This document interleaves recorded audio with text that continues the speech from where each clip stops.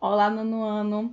No vídeo de hoje, nós faremos a correção dos exercícios da página 193 do módulo 2, que trata sobre razão e proporção e semelhança de figuras. Então, já sabe, né? O combinado ainda não fez? Pausa no vídeo, tenta fazer, depois você volta para corrigir e tirar suas dúvidas.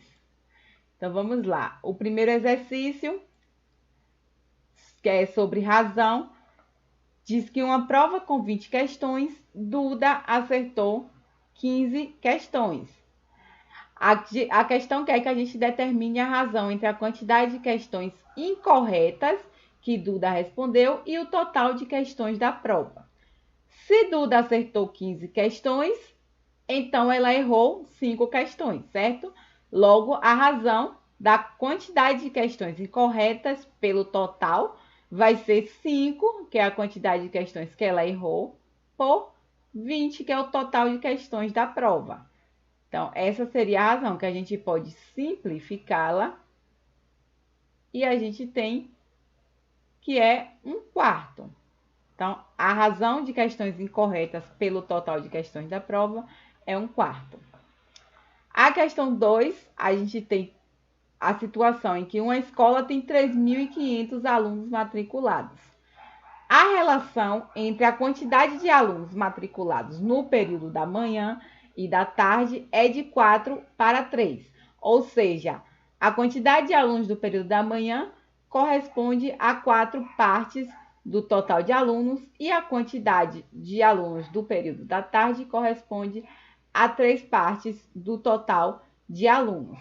Então, a gente quer saber com essas informações quantos alunos estão matriculados no período da manhã.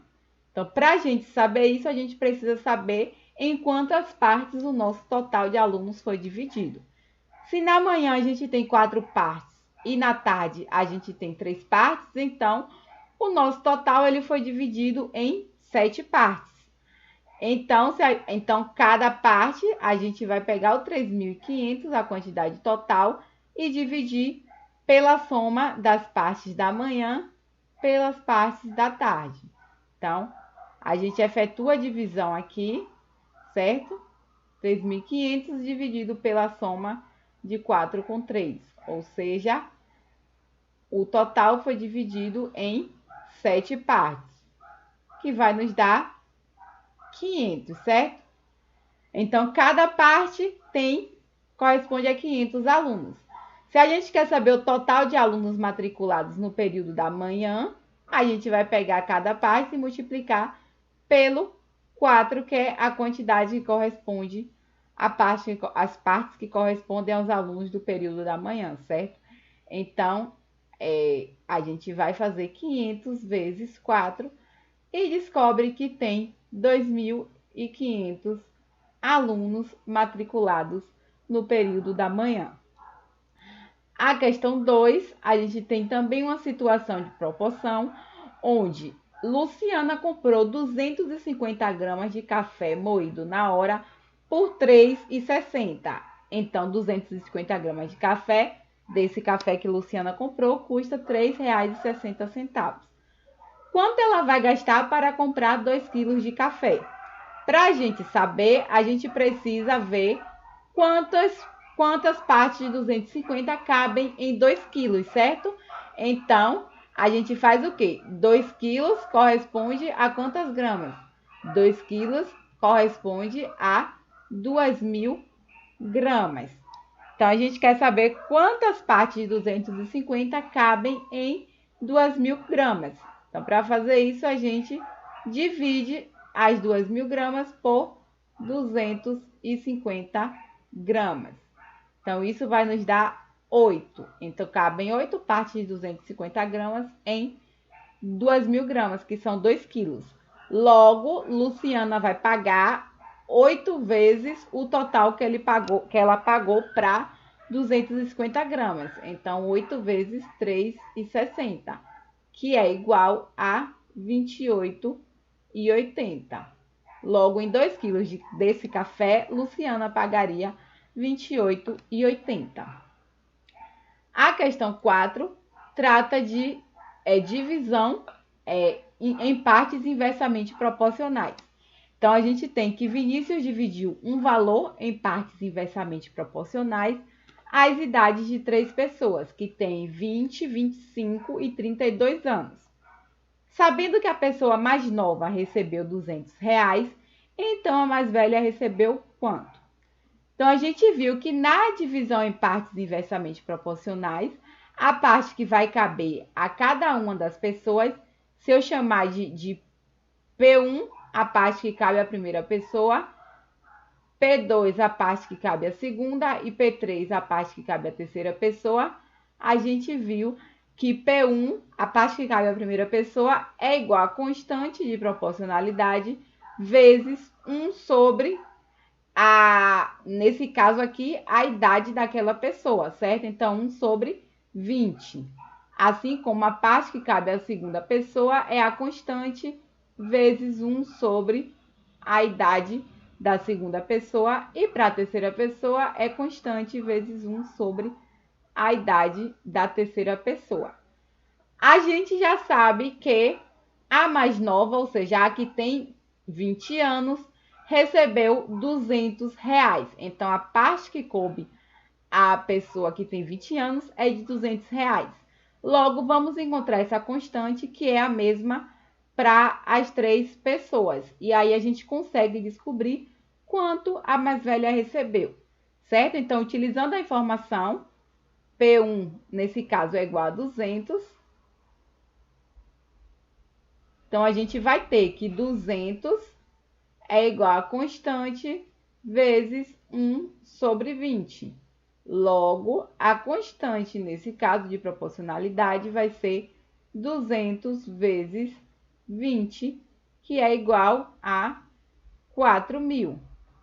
Logo, para eu saber quanto a pessoa mais velha recebeu, quero saber a parte que coube a terceira pessoa, eu vou pegar o valor de K que a gente achou, 4.000, e multiplicar por 1 sobre 32, ou seja, dividir por 32. Então, quando eu faço essa divisão de 4.000 por 32, eu vou obter como resultado 125. Então, a terceira pessoa recebeu R$ 125. Alternativa D. A pessoa mais velha recebeu R$ 125. Agora vamos avançar para a questão 5. A questão 5 trata de semelhança de figuras.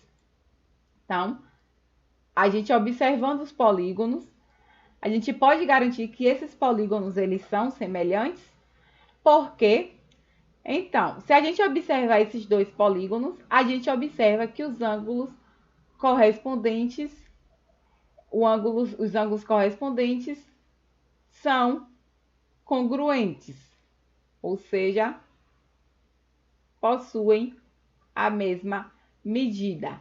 E além disso, os lados correspondentes são proporcionais, com razão de proporcionalidade 1,5. Observe que se você multiplicar os lados do primeiro triângulo, do primeiro quadrilátero, cada um dos lados por 1,5, vocês vão obter esses valores correspondentes. 4 vezes 1,5 vai dar 6. Se eu multiplicar 2 por 1,5, vai dar 3. 3,8 por 1,5 vai dar 5,7. E 2,4, se eu multiplicar por 1,5, vai dar 3,6. Então, a gente garante que esses polígonos são semelhantes. Então, a justificativa é o que eu acabei de falar. Os ângulos correspondentes são congruentes. Façam essas multiplicações aí que vocês vão verificar. São congruentes.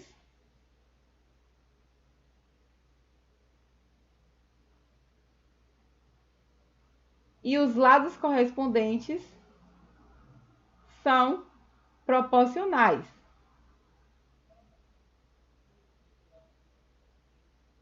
Correspondentes são proporcionais. E a constante de proporcionalidade, a razão de semelhança, é de 1,5. São proporcionais. A constante 1,5, tá? Então, vamos avançar agora para o exercício 6. O exercício 6 tem a situação: uma figura foi transformada por meio de uma razão de semelhança entre -1 e 0, a partir da figura original. Essa transformação realizada foi uma isometria do tipo translação, uma isometria do tipo reflexão, uma homotetia direta promovendo redução, homotetia inversa promovendo ampliação ou uma homotetia inversa promovendo redução. Então, a gente viu em sala que se a razão de semelhança está entre -1 e 0, a gente tem uma homotetia inversa promovendo redução, certo? Então, a alternativa é a questão 6. E para finalizar, a questão 7 também trata de semelhança de figuras. Então, se eu tenho um hexágono regular que apresenta medidas de lado igual a 5 centímetros, e sabendo que um hexágono semelhante reduzido, reduzir um hexágono semelhante reduzido foi construído, e a razão entre esses dois hexágonos é de 0,25. Qual é o perímetro da figura reduzida, do hexágono reduzido? Então, se o hexágono ele tem 6 lados, hexágono possui 6 lados, certo? Então, o perímetro do hexágono original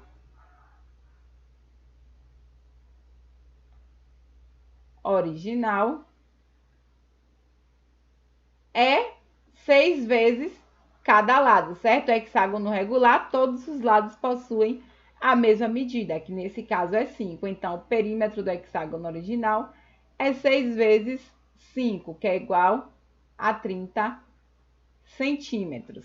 O perímetro não é a soma dos lados? Ok.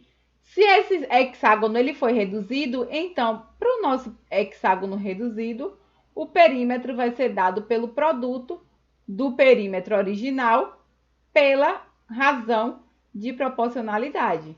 Então, o perímetro do hexágono reduzido vai ser 30, que é o perímetro do hexágono original, vezes a nossa razão de proporcionalidade. 30 vezes 0,25, que é igual a 7,5.